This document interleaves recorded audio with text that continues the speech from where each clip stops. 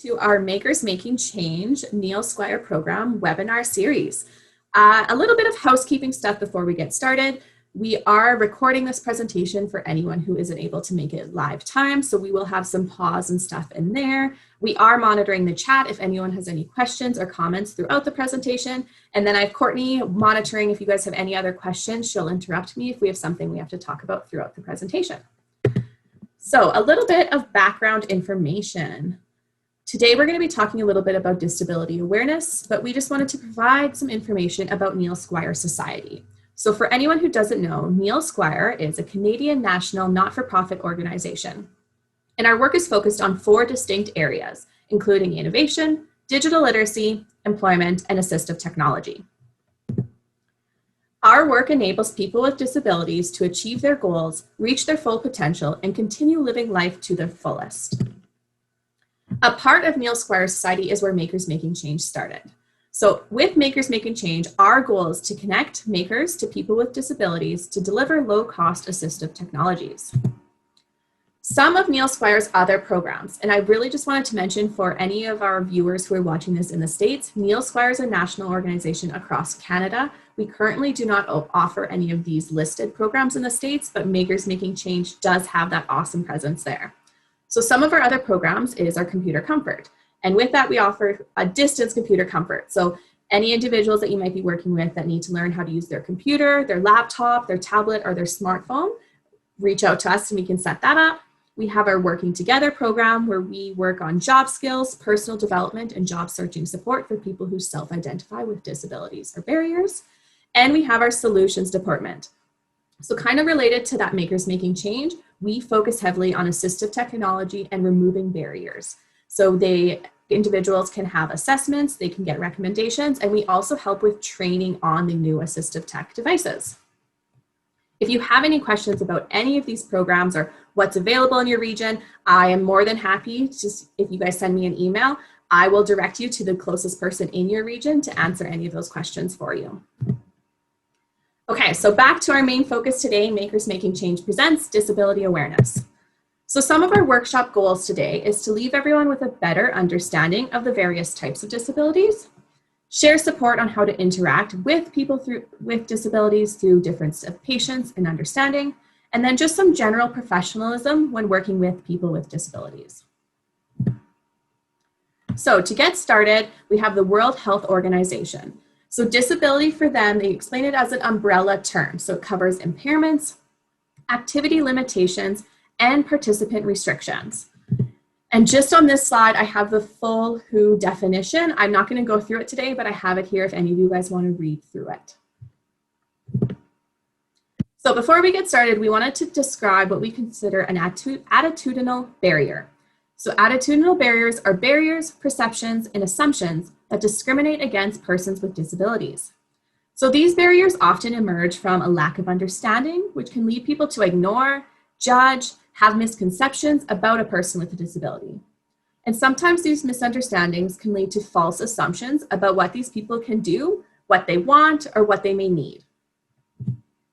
So I want you guys to consider, if you don't have someone already, think about what you would want or how you would feel if a family member with a disability, how you would want them to be treated and respected. Have you yourself ever made an assumption about a person with disabilities that you realized was incorrect? So again, the goal today is help to remove those barriers. So I have this little acronym that we like to call TALK. So for the T, it stands for take the time. A, ask, don't assume. L, listen attentively. And K, know the person's needs and act upon them. So with that, and thinking of that TALK acronym, the impact of disabilities can be varied. The way someone's moods, their fatigue levels, their memory might be affected, their level of self-esteem, their vulnerability, their inability to recognize social cues, their unawareness of what is considered appropriate or inappropriate behavior. So these are different ways that a disability can be affected for each individual.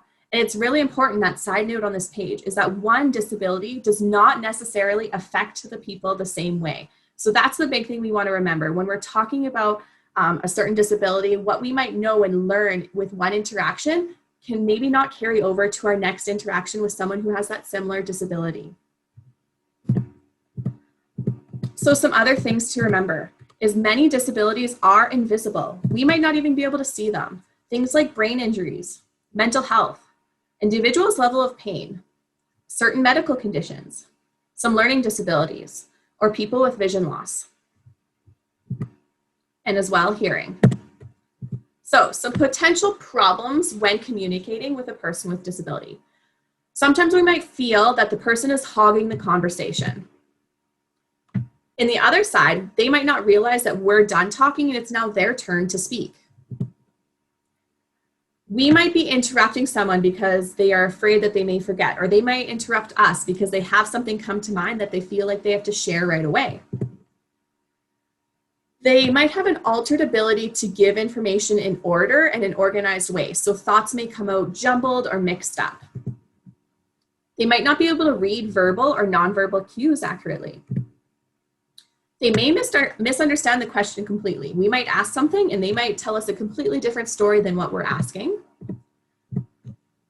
So how that behavior may be interpreted by us. So when we're talking with someone, how that could be interpreted. We might think they're being rude, they're being difficult, they're aggressive, they might be lazy, inappropriate, weird or strange, or unintelligent. So we got some quotes here, but we want to try to imagine. So try to imagine not being able to read this. Try to imagine not being able to tell someone else about your problem.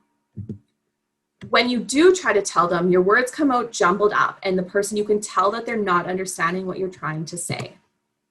You might not be able to hear the question at all. Not being able to understand the signs and symbols around you. Not understanding certain words, phrases, or expressions. People ignoring what you are saying completely. Or people not waiting long enough for you to respond and assuming you have nothing to say. So from their perspective, so we have these quotes and we are willing to, and the individual is willing to share this with us. So some things that they've said is, sometimes I've got the words in my mind and I'm trying to explain it in the best possible way, but it doesn't always come out. It makes me feel as if I'm not worthy of being able to communicate. I can communicate, but in a different way to other people. And it makes me feel quite upset when people don't understand. When I had to go to the hospital, the doctors would usually speak to my mom rather than speak to me. So I don't bring her to the hospital anymore. Finally, they started to recognize that I'm the one I need to understand, not my mom. So we're going to go through some scenarios here. So it's sometimes best to understand, see how others feel, to maybe put ourselves a little bit in their shoes. So I'm going to break down these 3 scenarios, and then I'm going to give us some time. You can pause the video if you're not watching this live time to work through these scenarios. So the first one is the star challenge. So if you aren't able to use this screen, that's okay. What you're going to do is you're going to build exactly what you see here, take a star and then put a star a little bit on the inside. So the goal of this challenge is you're going to now take that star on your piece of paper and you're going to go to a bathroom mirror, and by looking at the mirror directly, not at the paper, you're going to try to draw in between those 2 lines and see how accurate you are. The sucker, gumball, or candy challenge is that you're going to read the following script to a friend or a family member, but while having something in your mouth. And the script here, it's a little bit of a tongue twister to start with, so you can use this script and work through the sucker, gumball, candy challenge. And the last one is a coins and oven mitts challenge. So grabbing something that you have in your house, oven mitts or your winter mitts, bring those out, scatter some coins out of your piggy bank and attempt to sort and flip them all over so you can organize them by year, but do this while wearing something on your hands. Okay, so again, if you pause those videos, come back and we're gonna have a little bit of a discussion. So what did you think? Did you find a point where you had trouble continuing to trace between the lines?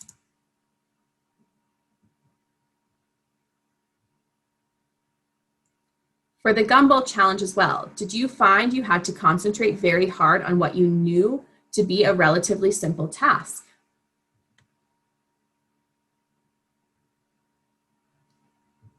were there points where some of the things that you made your reading tasks more difficult? Was the tongue twister more difficult with having those alliterations with the B's? Or would it be easier to have a conversation where you could kind of talk more open and more freely? Okay, so I got a comment in the thing. It was so frustrating. I felt the star should be easy to do. My hands weren't going where I wanted them to go. Exactly, and almost something that we take day to day that we wouldn't even double think about to trace in between those lines. It's hard to put ourselves and feel that frustration. Okay, what were some of the reactions or thoughts while attempting to read the passage? And again, patience and concentration on the oven mitts task. Comment said, it took a lot of patience for me to pick up the coins. I wanted to give up. Exactly. Or sometimes too, we almost have to start thinking, and this is where it's really cool to see. When we're in our surroundings, we ourselves in that situation might start brainstorming ways we can help. So I saw some people with the coins and oven mitts starting to almost use their forearms or different ways to come up with new solutions to do that task.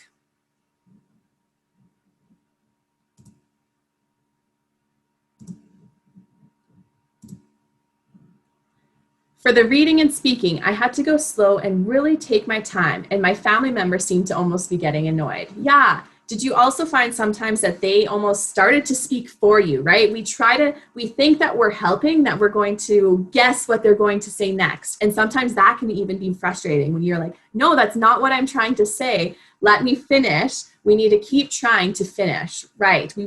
We feel we want to help and we want to be supportive, but sometimes that can come off as that you're not giving someone enough time to finish it themselves. So when meeting a person with disabilities, here are just some helpful tips. A handshake is not a standard greeting for everyone. Oftentimes, a smile, a spoken greeting is always appropriate. And again, in this unique period with COVID and us wearing our masks, I guess you guys probably have all heard the symbol of smile with your eyes, trying to do that as well, right? So making sure that we're respecting everyone's distance that way too.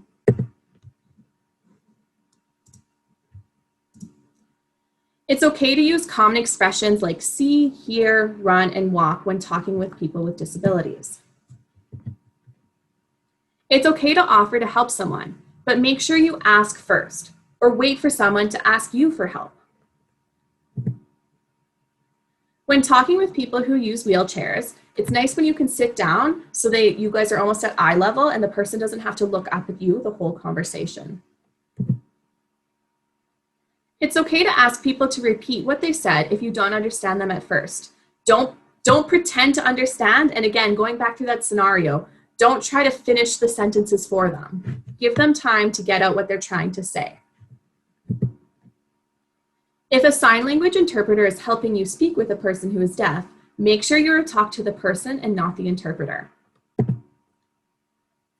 People who are blind hear as well as anyone. So don't speak loudly when talking to them or other people with disabilities. Canine companions, such as guide dogs, are on the job. So never pet or play with them because they should not be distracted from their work.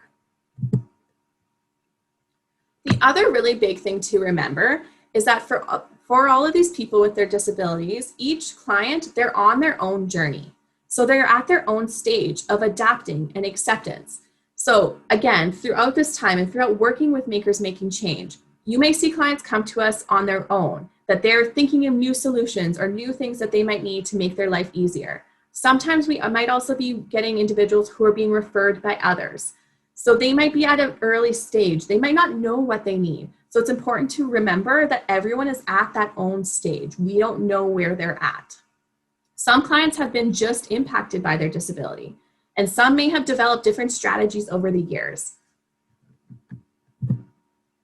So now we're going to work through different tips and first different ranges of disabilities. So this first one up is when assisting a person who is deaf or hard of hearing. Let the person establish the communication mode. They might give you fixed points that they're going to be lip reading, sign language, or that they might prefer written notes. Talk directly to the person even when an interpreter is being used. So that's making sure that our eye contact, that we're looking directly at the individual who we are speaking to. And again, if the person lip reads, speak clearly with a moderate pace. Even for myself, I am one of those individuals who I know I speak quickly all the time. That is one thing that even today with the presentation, I'm trying to make sure I'm telling myself to speak slowly so that everyone can understand. When assisting a person with a speech impairment, be patient, listen closely, and do not finish a sentence for the person. Ask the person to repeat themselves if you don't understand. Try listening for key words or phrases. Look directly at the individual you are communicating with. And again, if we think back to that talk acronym we spoke about at the beginning, and that L with that listen attentively when they're speaking. When assisting a person who is blind or has a visual impairment. When greeting, identify yourself and others that may be present. Don't leave the room without excusing yourself. When asked to guide someone, never push or pull them, let them take your arm and then walk slightly ahead of them. As you enter a new room or maybe a change layout, or you might be bringing in a new item, describe what you're bringing in. So if you're taking out a Makers Making Change item to share with the individual, describe what you're bringing out. And again, if they have a companion dog, do not talk or pet the guide dog. When assisting a person who is using a wheelchair, do not push, lean, or hold on to the wheelchair. Remember, this wheelchair is a part of their personal space. Have open dialogue that you are there to assist if needed. And again, if you're going to be having a conversation, if you're meeting with this person for the first time and you're trying to assess what items they might benefit from, try to put yourself at eye level for that conversation. And be prepared to offer assistance when reaching for, grasping, lifting, and opening doors. But again, make sure that you're asking or you're helping when they have asked you for some assistance. When assisting a person with a mental illness, be understanding of the fact that some people with mental illnesses might overreact to topics or conversations. Remember that they may have difficulty processing or expressing emotions. When assisting a person with a learning or intellectual disability, discuss openly the preferred way to communicate.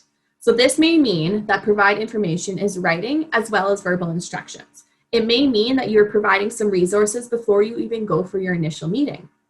Remember that some information processing problems may impact their social skills. So break down some information into small, easy to understand chunks. Avoid the use of any excessive or unnecessary words. So maybe what we can call it is simple language. So really talk in that simple language. And if necessary, involve an advocate. Okay, so going through all those things and all the tips we've talked about and what to remember and to keeping in mind of those invisible disabilities and that every individual is at their own journey, I've developed a couple scenarios for you to think about, and then we can reflect and share some answers. So I'll read the given scenario. I want you to then identify the problem and think of some possible solutions. So, scenario 1. A customer is asking you about a product. The individual's speech is very slurred and it's difficult for you to understand. You ask the customer more than once to repeat his request. However, you are still unable to understand him. You feel that you are becoming frustrated and in turn getting impatient. What do you do? So I'll give just a couple minutes on this slide before I flip to some of the answers we can talk about. Okay, someone in the chat suggested already, we can ask them to write it down or point. So exactly, we can give the person speaking a pen, a paper, ask them what letter they would word you can't understand starts with so they can help narrow it down. Is there something they can point to? So exactly, is there something in the room that you can point to that can help with the conversation? Also, sometimes it's helpful to ask a simple question that we just need their yes and no to confirm. So if you have an idea of what they're pointing to, you can say, is this what you're talking about? For that yes and no answer. You can explain to the person you are having trouble understanding them and ask them how they can help someone understand them. They have been living with this, so they themselves might have solutions. They might even say, hey, can I text you my number? Can I text you what I'm trying to tell you? They might have some solutions of what they'd like to do to help with that communication. Okay, scenario number 2. When a customer is approaching, you noticed immediately that the client is accompanied by a companion. When she approaches, who do you speak to?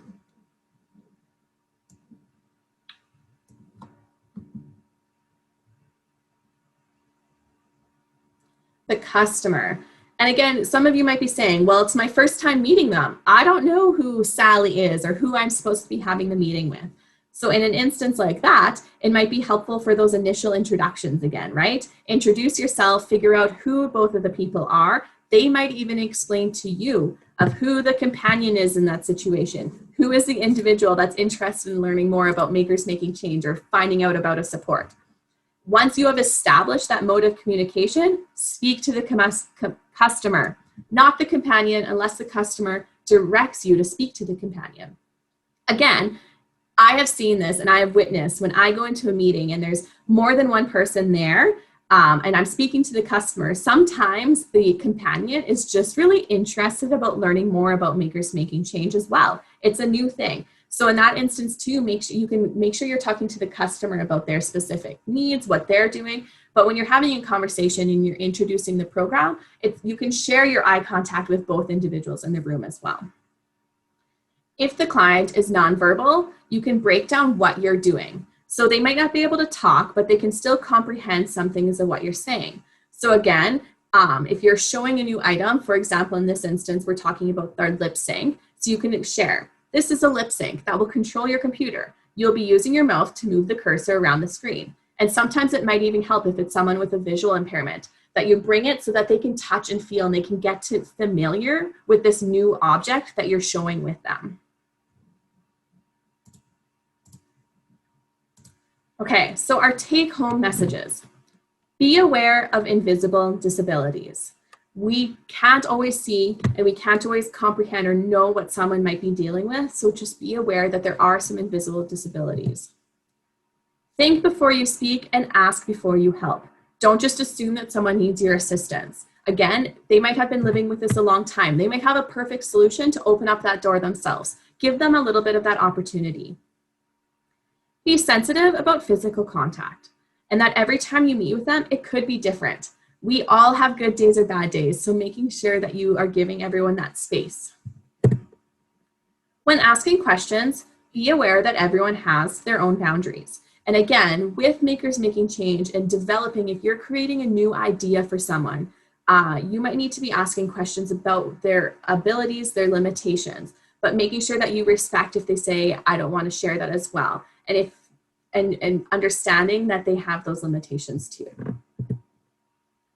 Ask some base questions, but let the client lead that conversation. This will help when establishing that best way to communicate. Be considerate about extra time it might take for a person with a disability to say or do something. Again, if you are asking those questions, make sure you give them enough time to process, to think. And if we're asking about their abilities and limitations, they might even have to think about, oh, when was the last time I used that item? What was my last time I ran into an error when I was trying to do that activity? Don't make any assumptions about people with disabilities. So another example, not all blind people read Braille. So again, making sure that you open up that ability to communicate, that you let the individual establish the mode of communication and share with you what they could use or what they could benefit from to learn best or to share best their ideas. So again, the big thing that we want to take home with this disability awareness is that for everyone, it's different. And I know that's probably almost the most confusing part, but making sure that we're respecting everyone's individuality, that we aren't making assumptions from someone who we may have met that has a learning disability and what we did in that situation, and then bringing that as the only solution to everyone else we might meet. Make sure in that initial meeting, you talk with the individual, you figure out what they can benefit from best, because that's the goal of this program for all of you who are working, who are sharing Makers Making Change items, or who are meeting with individuals in your city to help create a new device. We want to make sure that we're building things, and you see that in Makers Making Change. We are making them specifically for the individual. And like that with disability awareness, we want to make sure that we are understanding the individual. All right, so that is it for today. Again, my name is Shanelle. I work in the Calgary office right now, but if you have any questions about Makers Making Change or any of our Neil Squire programs, reach out to me. I am more than happy to share your contact with the appropriate office or the individual closest to you. I also just wanted to mention about our upcoming other webinars. So on Thursday this week as well, if you want just an introduction to Makers Making Change as a program as a whole, check out our events page and go register for that webinar. And again, these Tuesday webinars, the last Tuesday of every month, it's going to be a new and different topic. So please check out the events page and keep your eyes on any of our upcoming webinars. And reach out if you have any questions. Thanks so much for joining.